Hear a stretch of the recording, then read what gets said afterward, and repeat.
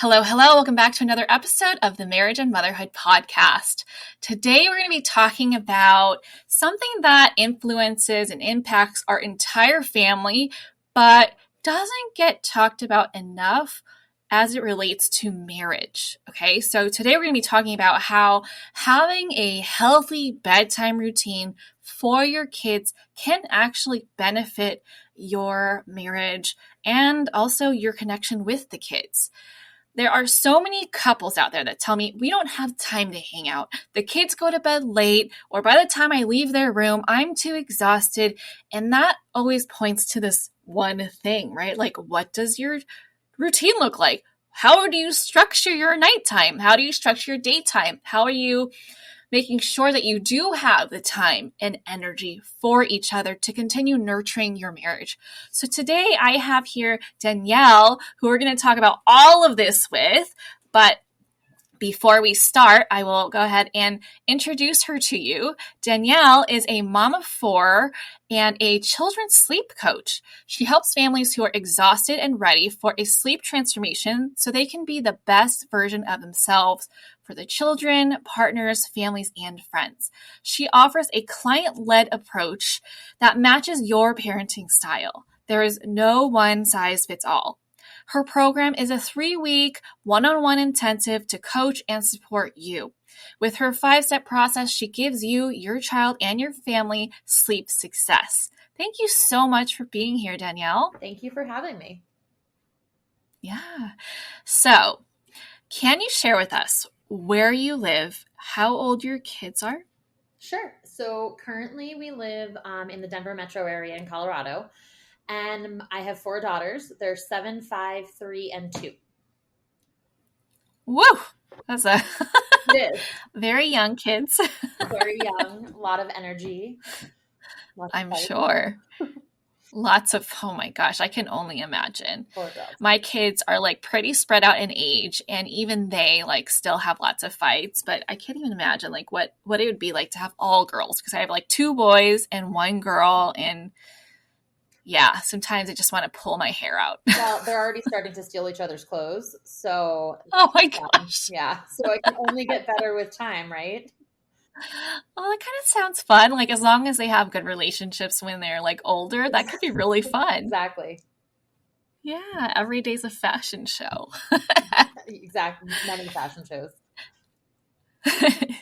So what led you to become a children's sleep coach? Can you tell us about that? Yeah, absolutely. So my oldest was a dream sleeper. She was a dream baby. Like, we didn't have any problems latching. Like, she slept through the night pretty young. But then my second came along and she was a terror. So she wouldn't sleep. I slept on the couch for 4 months with her. We had feeding problems, we had weight gain issues. And then basically when we got pregnant with our third, I was like, I can't do that ever again. Because at 4 months with my second, I just put her in the crib and I was like, we need to sleep train because this is not working in our house anymore. I was like, I am exhausted. I'm sleep deprived. Me and my husband, like, we would spend time together, but it was hard on our marriage, not being in the same room for 4 months. And then when my third came along, I discovered newborn sleep shaping, and we had recently moved to Colorado. So we were away from all family, away from our support system. And I started really thinking about how different each child is and how each experience is. And like, there's nothing you can do to prepare yourself enough when you become a mom, whether it's the first time or 4th time. Each one is so different. But so I kind of started exploring my options and I always knew that I wanted to help in the postpartum world somehow. So I ended up finding sleep consulting, and I decided after our 4th was born that now's the time. I've had 4 different experiences. I've sleep trained 4 times. I've helped my friends and family. And so I kind of just dove in deep, and here I am. That's amazing. I have personally worked with a sleep coach, and it was like one of the best investments into our family that we have ever made. So I have a stepson. He slept great. Once he was asleep, he was amazing. Having him actually fall asleep was a different issue. And at that time, like, we had no idea about sleep coaches, right? So my husband would just lay on the floor in his room, and then he would come back into bed at some weird hour, right? Even into like his toddler years. I want to say like 2 or 3. Mm-hmm. And it didn't stop until like, I think we moved to a different house. But with our second child, oh my gosh, he was a horrible sleeper. His naps were like 20 minutes here and there, and bedtime, it would take me like 1 to 2 hours to set him down.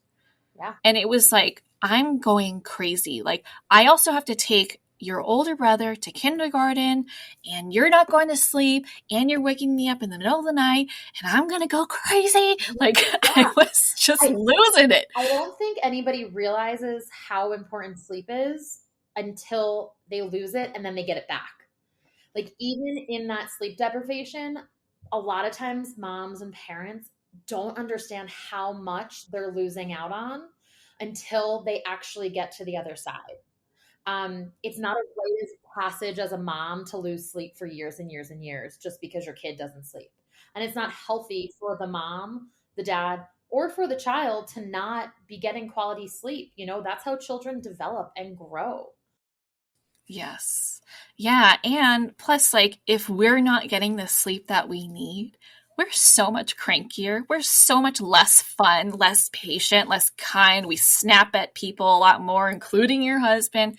Like, I remember before we sleep trained my second son, I would just like stare at my husband while he slept soundly. Like, he's like snoring while I'm like struggling with our son.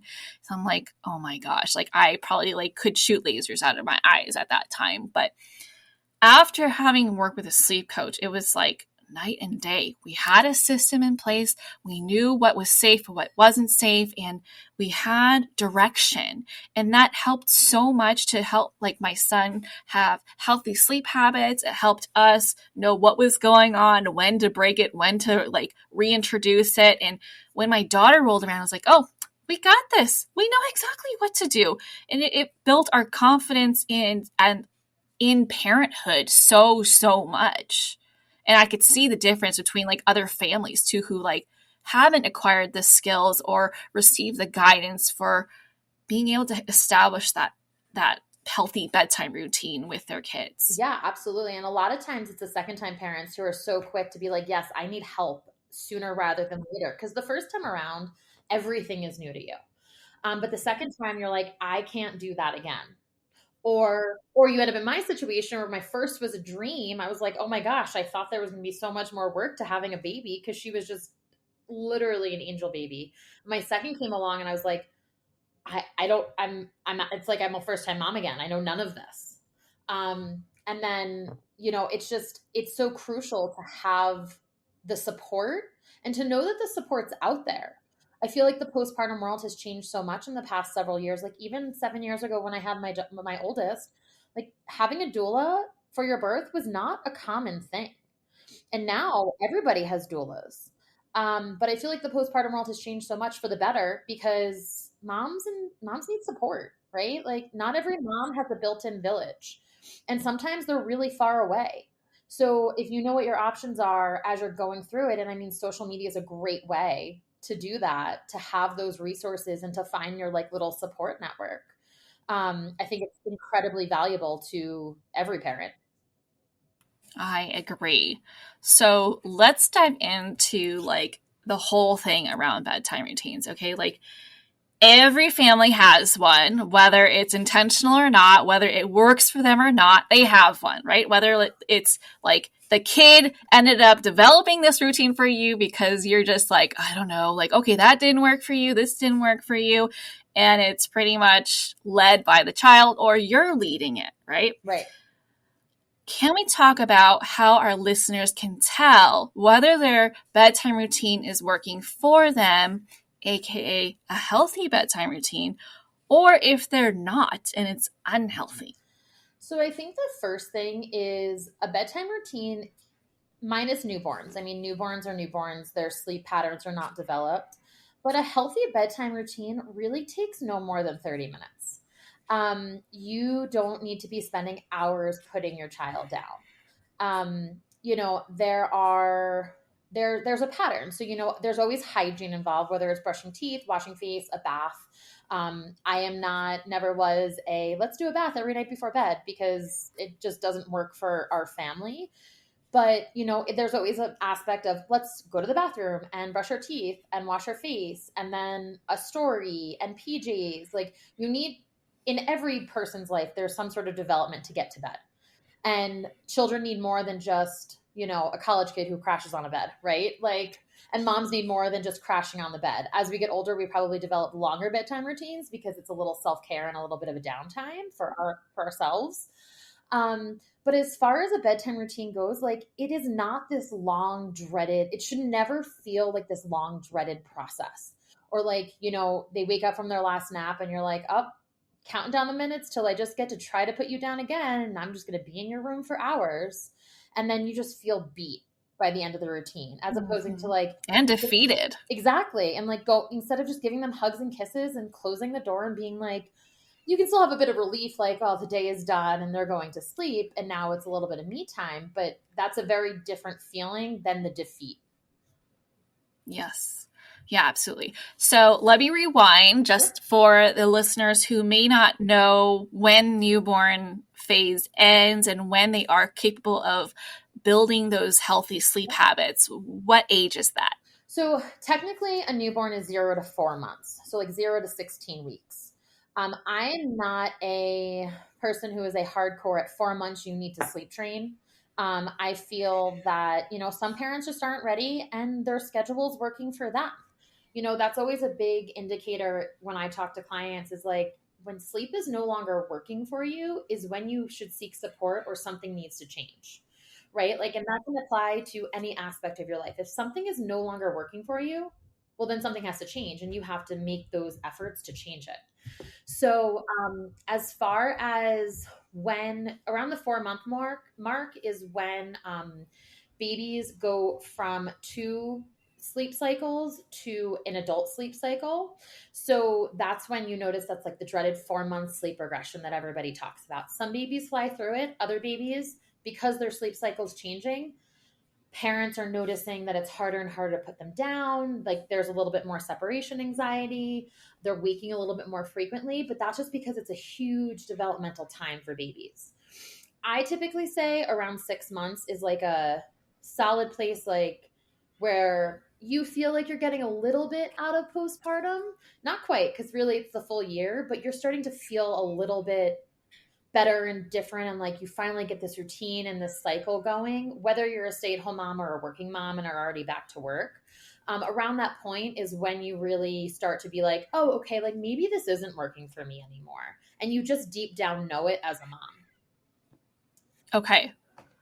But based on society, what their village is telling them, right? Because like they always say, oh, motherhood is so exhausting.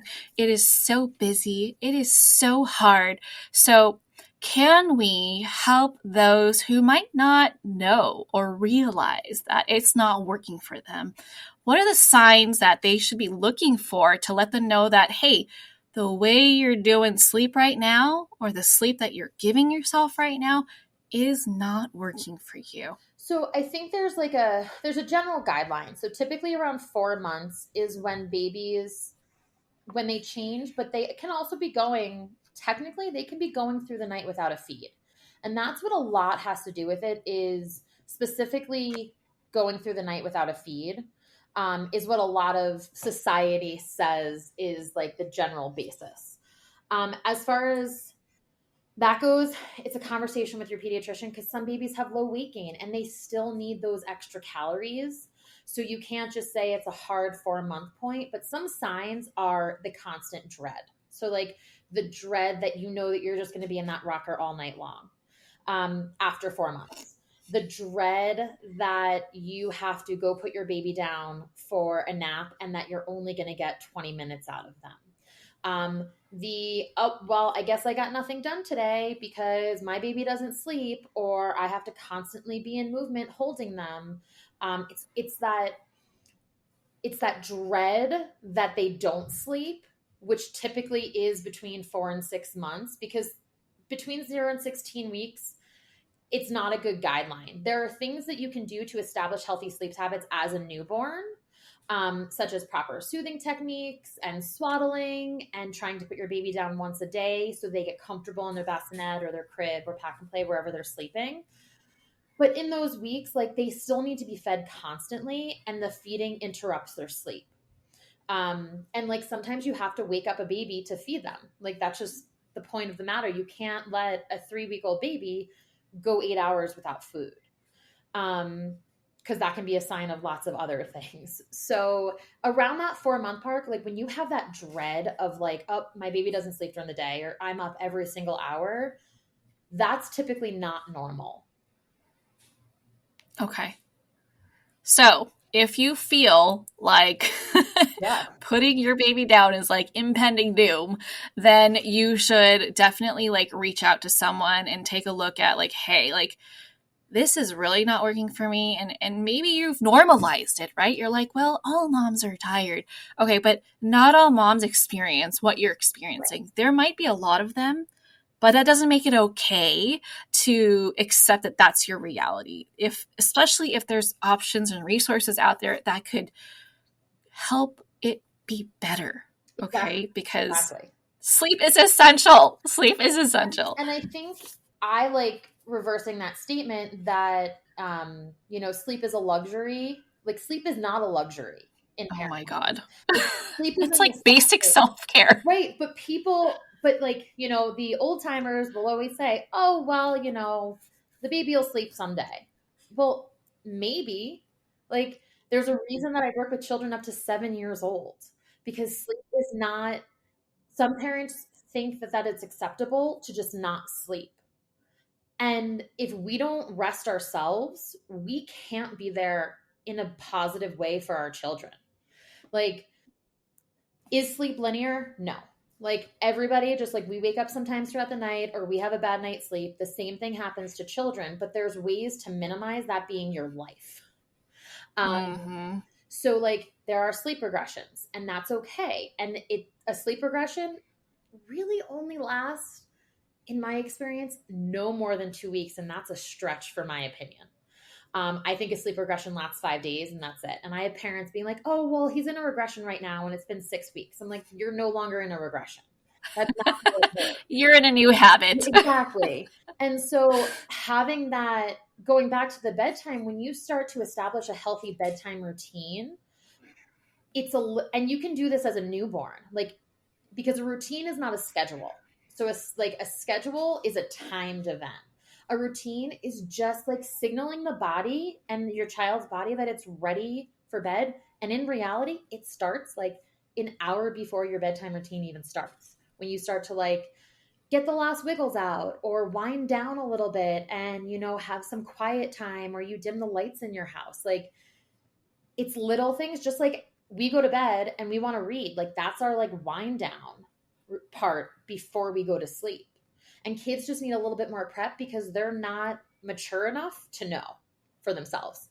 Because as far as my kids are concerned, they would like play until their head has to hit the pillow, right? Like, and they would just go. And they're like, but why do we have to do this? And like there's a little bit of dread from them, but they know the routine. We don't need a chart anymore, right? Like they know exactly what they need to do when they go upstairs to start getting ready for bed. And it's a beautiful thing because I could just send them upstairs, finish something downstairs, and then I jump in the bedtime routine when it's story time. That's amazing. So, how important is it to have both parents involved? It is like a non-negotiable thing if both parents are around for bedtime. There are some households that I know one parent is either at work or maybe driving home from work, depending on, what the situation is. But if both parents are in the home from day one, it is crucial to involve both parents in a bedtime routine because it takes pressure off the default parent. So a lot of time moms are the default parent. So, and it's typically more common for a mom to stay home than a dad. And so if it's a stay-at-home mom, by the end of the day, sometimes you're just burnt out. Like you've dealt with your kid all day long and you just need to step away for a few minutes. And if the routine is healthy enough and both parents or both the partners are involved, it makes nighttime so much better because like me and my husband alternate nights. So, I think tonight is his night to put them to bed and he puts all four kids to bed. It is no longer, oh, I'm going to put the baby to bed because I have to nurse her before she goes to sleep. And, it's mentally taxing. Like you can't go out, do anything with friends, meet up with your mom or your sister, your brother. You can't go work out or go for a walk at bedtime. Like you are literally tied to bedtime every single night. You can't go on a girls' trip. You can't do anything. And so when both partners are involved, it takes so much pressure off the default parent, but also includes the other parent to have some bonding time with their child at the end of the day, especially if the other parent is working outside of the house and they don't get to see them for anywhere from 6 to 9 hours. It kind of makes a little reconnect at the end of the day. I love that. And there are so many different ways to go about this too, right? Like you can split up the tasks together, like you own this part and the other person owns that part, or you can do like Danielle's family does. You can do on and off days. There are so many ways that you can make this work for you to like give yourself some reprieve, but also help your partner build that confidence in being able to participate more as a co-parent so that you could step away from default parent and non-default parent, but rather like, okay, well, who owns what? And as we allow our partners to have that opportunity to learn through trial and error, which is why we're so good at it, right? Like we've made all the mistakes and we figured out what works for us. But they can also find their own way of doing things, right? So if you're in that position where right now you're doing everything and you're like, well, I do everything because my husband doesn't know what he's doing, let him make those mistakes because he's his own person. He doesn't have to do things your way because it might not even work for him. He's a completely like different vibe, different personality. Like if you can't watch, just step away. Okay. Like let him figure out his stuff. He'll figure out what works for him and the kids. But the important thing is that you guys are going to be working together. You're going to have less on your plate and you're going to be handling it like a team. And by doing this, you're going to have more time and energy to do what lights you up, right? Whether it's exercising at night or having some downtime or being able to get ready to hang out with your husband, like however that looks like, right? If you're going all day, it's really hard to have that energy to be like, okay, let's hang out. You're like, can we get a rain check? Because I'm really tired. Like find ways to give yourself back that time and energy. And this is a great way to go about that, right? And it builds teamwork. Absolutely. So one thing I want to add about that is a lot of times, especially if you have younger children and you're the one that's been putting the baby to bed, you can't just flip a switch and have your husband do it.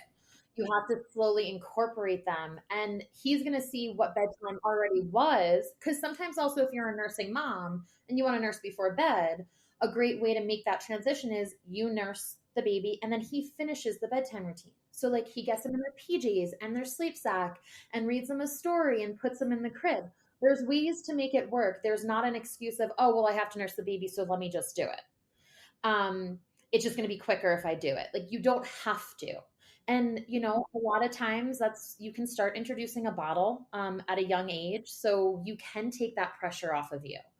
And even with older kids, when they can be vocal about their preferred parent, I'm not going to lie, for a little while, it was my husband with one of my kids and we were both home. So it didn't overwhelmingly matter, but it was great. I was like, cool, you got her tonight. No big deal. But a lot of times with the older kids, when they have their preferred parents, that's when tantrums can happen. And you don't want to put the child in a position and just close the door, be like, no, dad's doing it tonight. You just work on it together for a little bit. And then you start splitting it up. And the child is going to be so much more receptive of that so that then it doesn't cause an argument between the two of you. It's like, oh, well, tonight was so hard to put him to bed because he just wanted you. So if you slowly ease into it and work as a team, it makes it so much more valuable because then grandma can put them to bed. and a babysitter can put them to bed because other people are putting your child to bed other than just you. Yeah. For us, we take turns with the kids because the two younger kids generally prefer me. And that's just like, it's too hard for me to handle both of them because they can start to fight or just get sidetracked and get hyper. And like, it's just, so now we've gotten to the point where, you know, dad reads them the story because he loves to read to them. And then once that story time is over, we separate and you know, we take turns like, okay, this day I got her, next day I got him. So like if they say like, well, I want mommy, like, oh, I got to put you to bed yesterday, so tomorrow is our time together. So they know that it's coming. It's consistent, it's predictable. And so that's easier. Another way you can do it too. Like it makes it easier on you because then you can be like, oh yeah, I can make plans with my girlfriends next Thursday night because you're putting the kids to bed. And then it doesn't harbor resentment of like, oh, well, now I'm putting them to bed 3 nights a week or 3 times in a row. And they're just going to complain that they want you the whole time. You can plan your life a little bit if you want to do something outside of the house. Or like you said, like get ready to hang with your partner. I mean, me and my husband, when the kids go to bed, that's our time. And it's always been our time. I refuse. Some nights I do some work if he's cooking dinner, but like after that, like I don't work late at night because we want to hang out and like be with each other because we enjoy each other's company. Yeah. And I feel like having that routine, like far beyond just like the bedtime routine, has really helped nurture that and prioritize that. Like as much as you say, I prioritize my marriage, I prioritize my partner, what does your life look like? And does that match it? Right. So for us, we work together to figure out, okay, when do things need to happen for us to be able to do that? Both like energetically, like, do I need to simplify things more, say no to more things, shorten stuff, whatever, like make things less frequent? And by what time do things need to happen in order for us to be able to have that time to hang out? So for us, it's like we have to be out of their rooms by 9 o'clock. At that point, then we have time to like hang out because we can do like one person will finish up the kitchen, the other person will, I don't know, whatever, and then we'll get ready for bed and then we'll hang out, right? So we found that has really worked for us. And when you can agree on, okay, this is a priority and this is when things need to happen, then you know why you're doing things and you're able to make those like last minute adjustments if a child needs more from you, right? Because then the other person's like, okay, they're not out of their room yet. That child must be having a hard time. Let me pick up that person's responsibilities that they were going to do if they had left the room on time so that we can both still meet together when we were planning to. Right, exactly. And so when you have those healthy bedtime routines and the predictability, not for yourself and your child and your partner, like it just makes everything flow a little better for the end of the night. You know, like so many parents say to me like, oh, well, you know, it takes us like an hour or 2 to put them down. And sometimes even then it's dicey.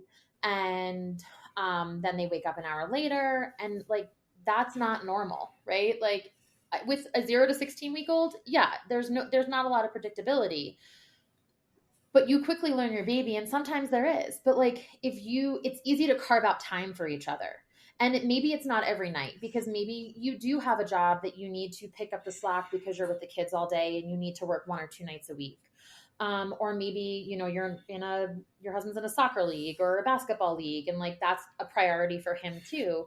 But if you say, hey, on Tuesday, Thursday, and Saturday, like it's our time after the kids go to bed and like just for us, like we're not going to make plans. We're just going to hang and be with each other. Like that's really cool to be able to do that. And you can't do that if bedtime routine, you leave that room and you close that door and you just want to drop to the floor and fall asleep. Yeah, or you don't even know what time you're going to leave. You're like, it's like a crapshoot, right? Like, I don't know if I'm going to leave at 9 o'clock, 10 o'clock, 11 o'clock, midnight. That's a problem. Or that you fall asleep with your kid. You know, like if they're in a bed. I mean, I've had a few clients. They're like, oh, my husband just ends up sleeping with my child every night because he falls asleep trying to put him to sleep because he has to pretend to be asleep. And then he just really does fall asleep. And that puts a huge strain on a marriage too. Nobody wants that. Yeah. I mean, with each one of our kids, they've all stayed in our room a little bit longer because like, especially with the fourth, I was like, this is our last kid. Everything takes a little longer. It's a little bittersweet. We're not having any more kids. There's no chance we're going to have any more kids. And around the 6-month mark, which was how long our third stayed in the room, my husband was like, are you going to move her into her room at night? And she was like sleeping through the night at this point. It wasn't like an issue. But he's just like, that was like kind of our space and like our time. And now we still have a kid sleeping in our room at 9 months. And I was like, yeah, but it's our last kid. And I mean, he was fine with it. It wasn't like a problem in our relationship or anything, but it was just so funny how I extended everything. Whereas our first daughter was in her room at 3 months. I was like, you're done. Bye. Like, out. It's hard when you don't have those healthy sleep boundaries and those healthy sleep habits. And bedtime is a great way to start with that because it gives you a little bit of time back. Definitely. So what is an ideal bedtime routine for young kids? Sure. So I think either way, whether you have a baby or whether you have a toddler or even a preschooler, it all, in my opinion, starts with some sort of hygiene. So everybody needs to brush their teeth. I even tell parents who have babies who don't even have teeth, get the little finger brush and just include it in your bedtime routine because you're going to need to do it at some point. So it starts with hygiene and then PJs. Along with the hygiene, some parents like to give showers or baths every single night. For some kids, it's soothing. Baths rile my kids up. So it never was part of our bedtime routine. I give midday baths and that's okay. But whatever works for you. And like some super small babies find it super soothing just to be in some warm water and it makes them relaxed. So some sort of hygiene, PJs. And then I love story time. And the thing about that is when you have a toddler or preschooler, you need to involve them in all of this. So give them 2 choices of PJs. Give them choices of books, whether you read 1 book or 4 books, whatever you decide on for your routine, let them choose because it's going to take a little bit of that power struggle out. And then I love personally, as soon as kids can kind of understand, you talk about your day a little bit. I think that it helps connect, gives a little bit of bonding time, whether it's the parent that's been home with them all day or the parent that potentially was out all day at work. It just gives you a little bit of bonding time. And you talk about more and more as the older they get. But when they're young, like you could just be like, did you go to the park today with mommy? And they just say, yeah. And like, it's enough to make that connection. And I think it's so valuable. And then I'm a big fan of giving them one more option before sleep of, do you want me to tuck you up? Do you want to tuck up? Do you want kisses? How many kisses do you want? And then it's, lights out and the door should be closed. Like if you have that positive, healthy sleeper. A lot of times the whole point is that kids are struggling, falling asleep at night. And they're like, oh, just lay with me for a little bit. And that's where then kind of sleep training comes in because you need to figure out what's beneficial and what's going to work for your child. So that then that bedtime routine that I just described, that should only take about 20, maybe 30 minutes if you decide to read an extra story or not. That then could be the dreaded 2 hours of, oh, I'm just going to sit here next to you. And then if they're old enough to talk, then they just talk your ear off. And they're just like, well, what did you do today, daddy? What did you do today, mom? And you just want to pull out your hair being like, I need to leave this room. Yeah. So that's like so the gist of it is hygiene, PJs, story, talk about your day, lights out. Something that's really beneficial though in general is about an hour before bedtime, after when dinner starts, is like no screens, which can be really hard because screens calm kids down. So you think it's beneficial to kind of like help them relax when it doesn't, because they need to get those last jitters out. So like doing a puzzle or playing a game or just like letting them play with their trains or Barbies or whatever their big fascination is. But like taking one toy out and like having them focus on it and playing with them, like being present with them, because that also takes out the, oh, just stay with me a little bit longer.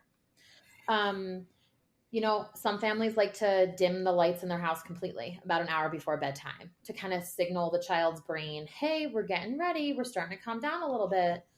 So I just think about an hour before is when the whole no screens thing is. And occasionally, we have Friday night movie nights. So they watch a movie and then it's bedtime. You don't have to, it's all about the 80-20 rule, right? So like, yes, I say no screens, but there's a time and a place for it. But nightly putting on the TV so that you can clean up the kitchen isn't exactly the best practice to get your child used to, because it's really not calming them down. Yeah, definitely. I'm not going to lie, you describing the bedtime routine gave me some relief. I was like, oh, that's what we do. So I'm glad to hear that our bedtime routine is healthy. I do sing, but we have boundaries. I sing, and okay, this is the last time, and then I'll sing, and then tuck her in and leave. Well, and I think you just made a really important point. Having boundaries is key. I mean, we have boundaries for our children in so many aspects of their life, and so many parents then go, oh, but there's no boundary with sleep. Right? And like, they don't hold themselves to their own standards of boundaries around their children. Like, no, you can't have another piece of chocolate cake. Boundary. Hard stop. And then the parent doesn't let them have another piece of chocolate cake. Oh, but you want me to lay with you for 2 hours. No boundary. Even though their boundary said, I'm leaving the room after this kiss. And then the child learns that around sleep, there aren't boundaries. And that's how parents bend the most. Yeah. And of course they're going to want you to stick around, right? Like, they personally don't realize that they're tired, even though you're like, but you're rubbing your eyes, you're yawning, you're fidgeting, like all signs point to you need sleep. So we kind of have to step in as the person who knows more than them at the time and be like, okay, this is what's good for you. And this is the boundary for it. Like, I'm just going to help you help yourself, because you can't help yourself right now. Well, and that's the whole point. And then putting those boundaries on it then helps you, once they're in bed, to have your boundaries for what you want to do after hanging out with your husband or your partner, or saying, hey, I'm really beat tonight. Like, I would love to stay up and hang out with you, but I need to go to sleep for my own good, and understanding what you need too. For sure. So how about when you have multiple kids, because they can play off of each other sometimes, right? And it's just like, oh my gosh. So like for us, we have now set up this like routine where after dinner, there is no more like hyper playing.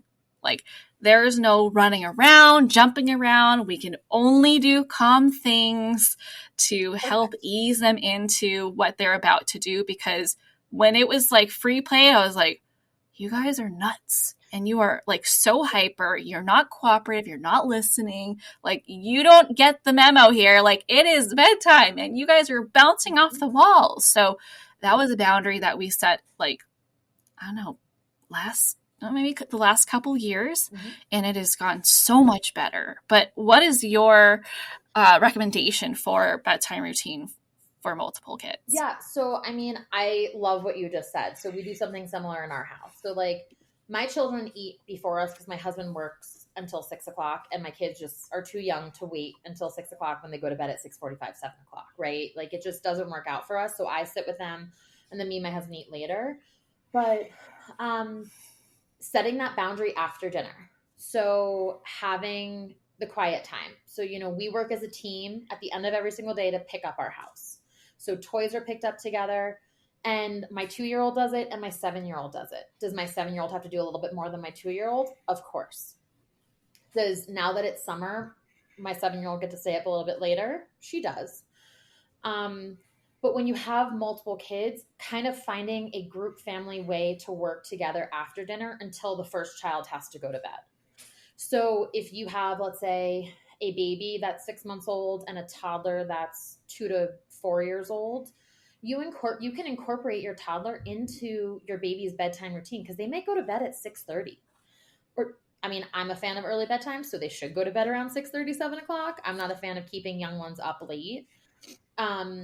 But you can incorporate. So you're like, let's read sister or brother a book. Can you sit with me? Can we get your PJs on at the same time? And like, incorporating your toddler, especially when you have a baby, makes a world of a difference, because your toddler feels like, yeah, I helped do something today, and like, they feel like powerful before they go to bed, which I think is such an amazing feeling for a little kid. But when you have different bedtimes because of different ages of kids, like, some parents have a 5, 6, 7 year, 8-year age gap between their children. And that can make it really hard. So you kind of have to find a happy medium, especially when they don't go to bed at the same time. So, the first kid goes to bed, and then that's your solo time with your big kid, whether it's you and your husband and partner together, or whether it is, hey, tonight it's your time with dad and you guys can do something, or tonight it's your time with mom and what do you want to do? But as far as I'm concerned, I have a 2-year-old, 3-year-old, 5-year-old, and 7-year-old, and during the school year, they are all in bed by 7 o'clock. They rise early. We have to be out of the house early. So you kind of have to look at your family and household dynamic. Some kids don't start elementary school until 9 o'clock. Our school starts at 8. We have to leave 30 minutes before our school starts. So for us, it's not a big deal putting my 7-year-old to bed at 7 o'clock. I think a lot of parents think just because their kids get older that they absolutely need to go to bed later and later and later, when in reality, during the school year, your kids are probably tired, especially if they're doing activities, and it's a long day. So just because you have a 9-year-old doesn't mean that you can't have a healthy bedtime. And then they have a book to read. I mean, my daughter tells me all the time, but I don't want to go to bed. I'm not tired. I'm like, when you say that, you are exhausted. Number one, I was like, read. She's like, well, I only read a chapter a night. I'm like, well, then read 2 chapters tonight. But you have books in your room for that specific reason, because that's a healthy thing to do at the end of the day. They're not watching a TV. They're not on tablets. I don't personally allow toys in the room, but we have a space to allow a playroom. Some families, they need toys in the room for space. And then you just have to kind of be like, well, you have toys in your room to play, and now it's time. Bedtime routine happened. If you're not tired, but it's time, you are allowed to not go to sleep, but it's time to be in your room. So it's kind of hard, but it's harder in the beginning, and then you make that adjustment within your household. But there's no reason that a 7, 8, or 9-year-old can't go to bed by 8 o'clock during the school year, especially if you're up and going and have to get multiple kids ready to get out the door in the morning. Yeah. For us, that doesn't work for us. So for us, it's more like, in bed, we're out of the room by 9. So like our 13-year-old, like significantly older than the rest, right? Mm-hmm. So I have a 13-and-a-half-year-old, a almost 7-year-old, and a 3-year-old. Mm-hmm. We try to have the different bedtimes and it doesn't work. So everybody goes up at the same time, except that we don't force anyone to like go to sleep. Everybody's in bed, but like they get to decide when they actually fall asleep. So things they can do are like read, like anything that's calming, that promotes sleep. So like sometimes my teenager will be up until like 11 reading. I'm like, okay, well, if you're not tired from reading, then like that's you. But sometimes he'll pass out right away. So that's what works for us. It's more like, hey, don't leave your room. Like you use the bathroom right before you went to bed, so you have absolutely no reason to leave your room until it's time to get up and going for school. So that's our general rule. And then, of course, like certain days of the week, we're like, okay, you get to stay up later. Let's watch a movie together, whatever. But the younger two, always in their room. Of course. And I mean, my 5-year-old is the queen of, well, I'm not tired, or I'm like, she's the queen of excuses. Like she's also my second-born, so she was trouble from the beginning. Or I'm hungry. I just need a little snack. I'm like, you just had a snack. I'm like, you brushed your teeth. We're done with food for the day. But she's just looking for an excuse to get out of her room. So something we've done with her, because she just turned 5, so she can't actually read yet. She can just look at books, and like she's memorized a lot. She's allowed to pick out one quiet toy to bring into her room at night so that she can play with something. And 9 times out of 10, she's asleep within 20 minutes. She like brings the toy up, thinks she wants to play with it, and I check and she's totally out. So I love that, because I think it's so important to say, hey, bedtime happened. And if you're not tired, that's okay. But here are things you can do in your room, because it's time to be in your room. Yes, we made the mistake. Well, we didn't know any better, but with our first one, we're like, close your eyes. And I feel like constantly telling your kids what to do and deciding for them when to sleep, when we can't even like just like on demand fall asleep. Well, some people can. My husband, I feel like he can fall asleep anywhere at any minute's notice. Like I cannot do that, but that's not fair to do that. Okay. You decide when bedtime is, but they decide when they sleep. Exactly. And that's the whole like giving your kid choices in their bedtime routine from a young age, because they're eventually going to need to make these choices for themselves, right? And they just can't make all of them for themselves right now because they're kids. Like they're not mature enough to make those decisions, because if my 5-year-old was left to those decisions, because she's also someone that can fall asleep anywhere, she would probably fall asleep on the stairs going upstairs because she wouldn't realize it in time that she's tired. But that's the whole thing. And like, I mean, look at a baby. When you had a baby, did a baby fall asleep instantaneously when you put them in the crib? No, they move around and they try to get comfortable and maybe they babble for a little bit, but they end up going to sleep because it is close enough to the time that they need to sleep.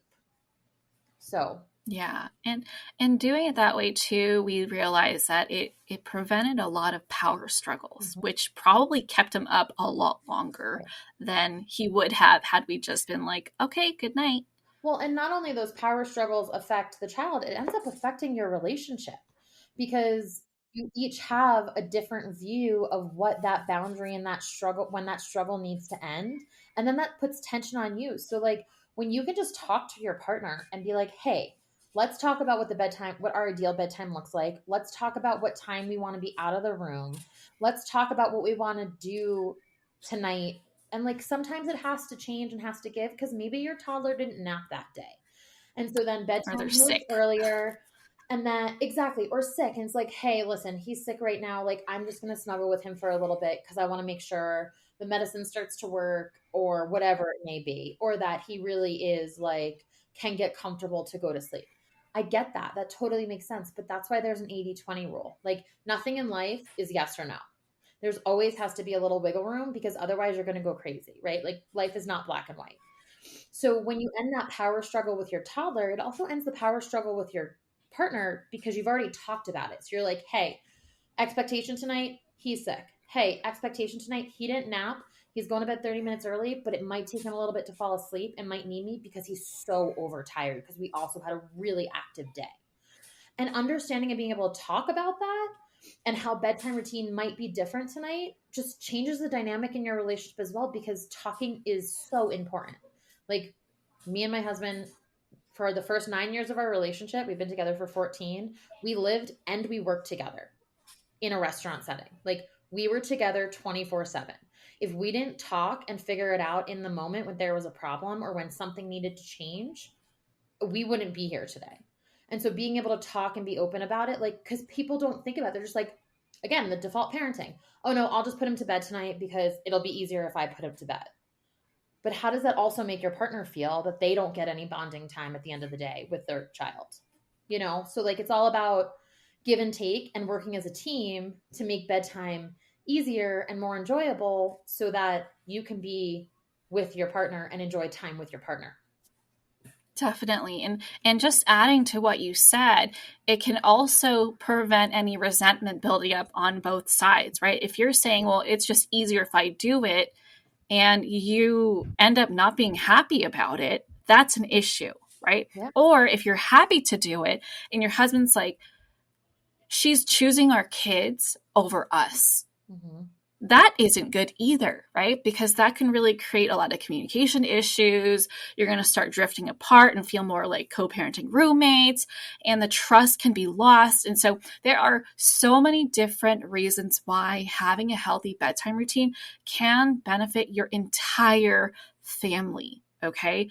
You, your husband, you as a couple, and you as an entire family. So what is the best way for people to connect with you if after hearing this, they're like, shit, like our bedtime routine is not good. And I didn't even realize how bad it was until I listened to this because everyone around me also has a horrible time. But people don't realize that it's normal. So if you realize that anything that we said today resonates with you, you can follow me on Instagram. I'm at the Restful Haus. That's TheRestFulHaus.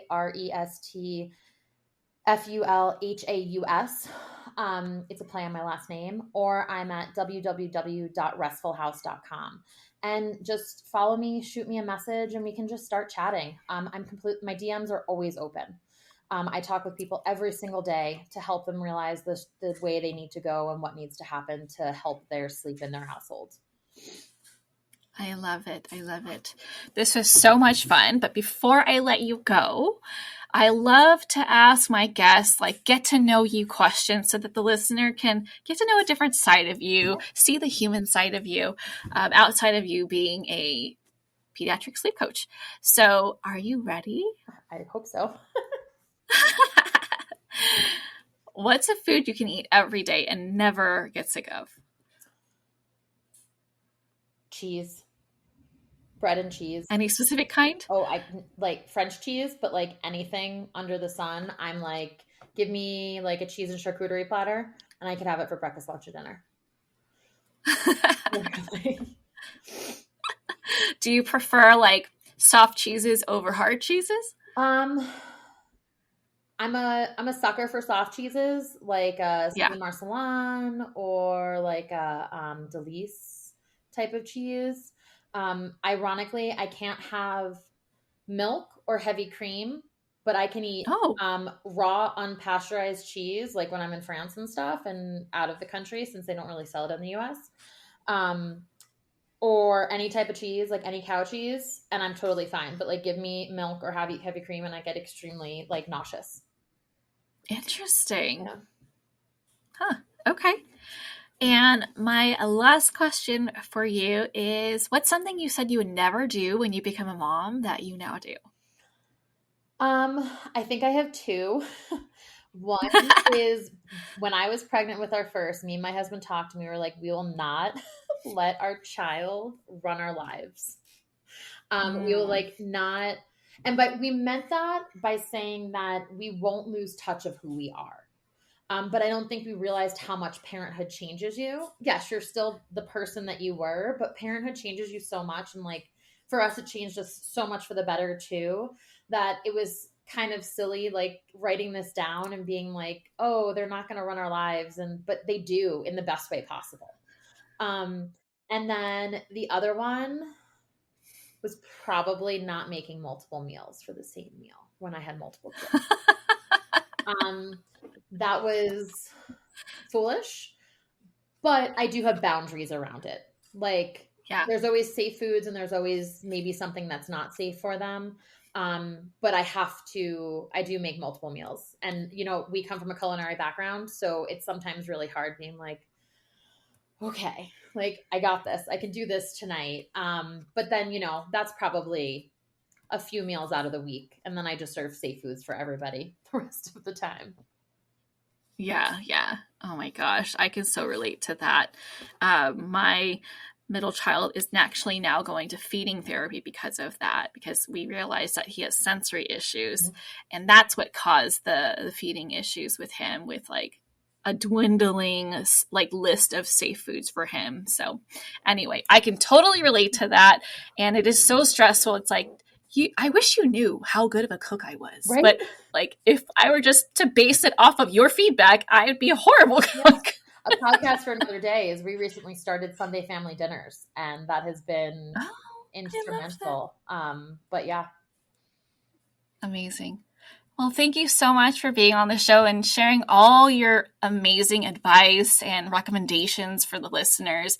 If you resonated with what she's saying and you really could use the help so you could reclaim your energy, your sleep, and your time back with yourself and with your spouse, please go give Danielle a follow. Better yet, go DM her so you can learn more about how you can work with her and how she can change your life, okay? Because seriously, investing in the sleep coach, like however many years ago, like 6 years ago for me, was a game changer. You will not regret it. It's like, it's a game changer. Anyway, I will be back here next week. Thank you so much for listening. And if you love this, please leave a review and a rating wherever you hear this, whether it's Apple or Spotify or Google. Okay, thank you so much. I'll catch you back here next week. Bye. Bye.